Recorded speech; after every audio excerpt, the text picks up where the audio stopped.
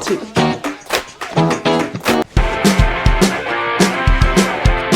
Hey folks, it's Chris Dyer, head instructor here at Reborn Martial Arts in Springfield, Virginia. And we're gonna make a video about taking your technique out of the box. You're gonna open it up and you're going to explore how you can do techniques with a broader spectrum of movement.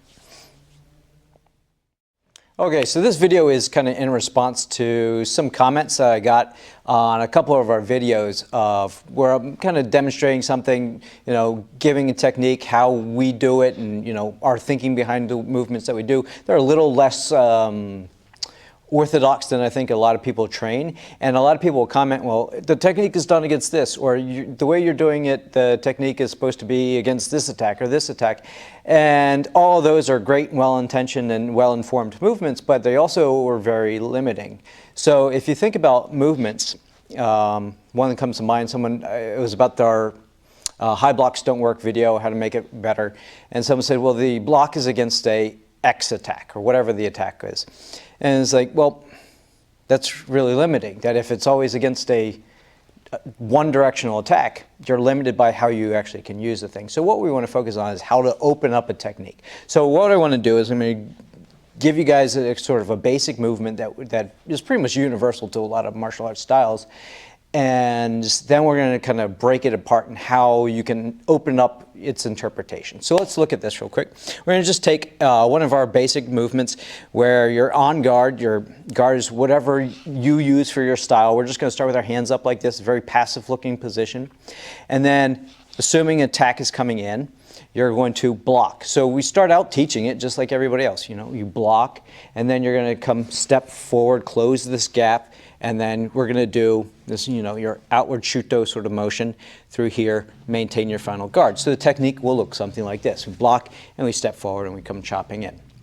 Now I'm going to demonstrate how this is normally taught, and then how you can go about opening this sort of thing up, and then how you apply this to your techniques. Okay guys, this is why you all subscribe, so you can get to watch Mike get hit. All right, so we're going to begin just basic interpretation of the movement that I showed you, and then how you can kind of expand your mind into doing the technique with a broader spectrum or wider field of things that it will work against. So if I take that same guard, I'm going to turn slight angle so they can see better. So if I take my guard, hey, I don't want to fight. So this is like very passive sort of, you know, showing your hands in a I don't want to fight sort of motion. We teach this in like self-defense because this is way I don't know how to describe it. If we're moving like this, clearly I want to fight. This is the I don't want to fight sort of passive position, but it also is doing something really cool. It's set up what attack Mike's going to give me. He's not going to hook punch around this. He's going to send one straight down the center line, and I already know that because my guard has set it up. So this is just basic movement. So like we covered in our blocking drill, I want to move to the outside and I'm coming through here. It's not a huge movement. I just move to the outside and I'm deflecting this. Now I know he's going to punch right away, so I'm going to come crashing down, fill this void, and I'm going to strike him into a vulnerable spot. So this is just a basic technique that we teach all of our students. We'll just do a couple reps of this. Over here, stepping in and strike. Over here, step in and strike. Here, step in and strike. Nice and simple. We do this a million times. Now if I get stuck in the interpretation of I block, I step forward, I strike, that's all I'll ever be able to do. And if Mike does some other technique, if he does some other attack, I'm now married to this idea of it is block, I step forward, and I strike.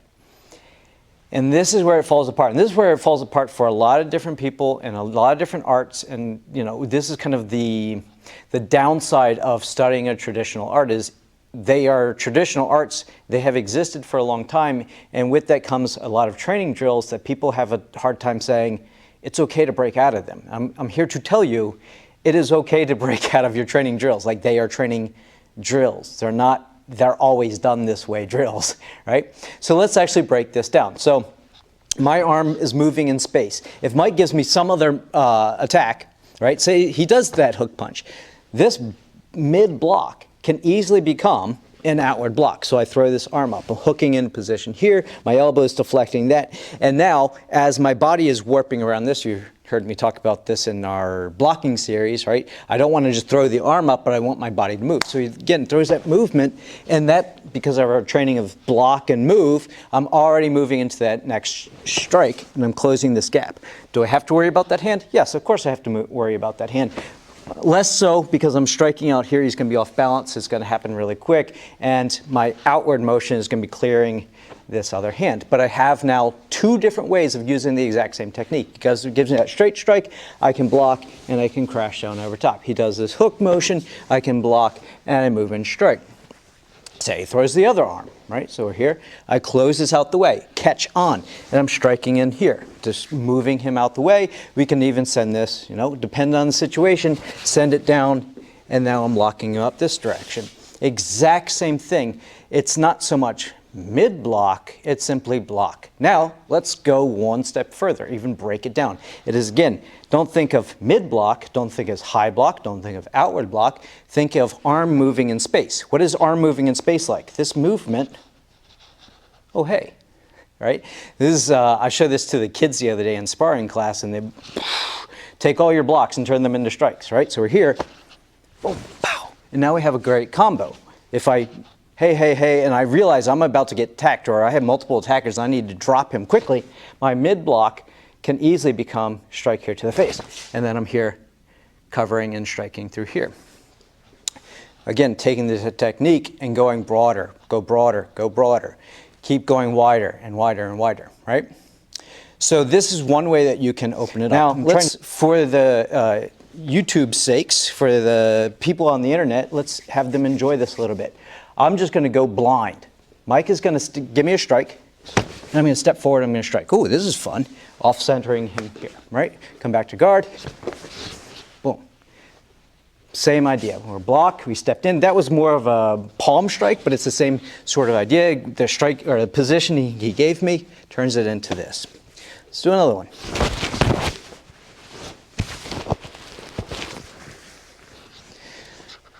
What was that? Was that the same idea? Mike did attack, block, step in, ridge hand strike. What is this? Chop. And then we went into a finishing position. I blocked whatever it was, just instinctually, chopped him with a ridge instead of an outward shuto, but it's the same essence, the same idea, block and chop.